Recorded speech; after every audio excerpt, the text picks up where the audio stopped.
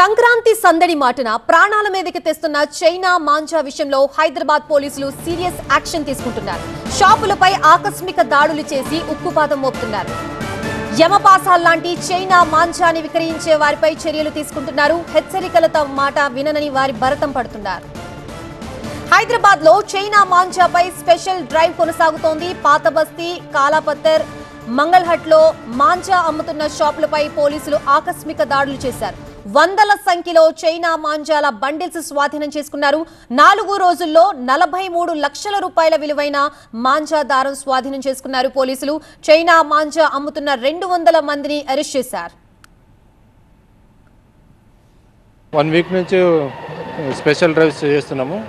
Special teams form చేసేసి చూసినాం. 2 days back కూడా టీసీఎఫ్ సార్ ఆధ్వర్యంలో ఒక 120 మెంబర్స్ తోటి చేసాం.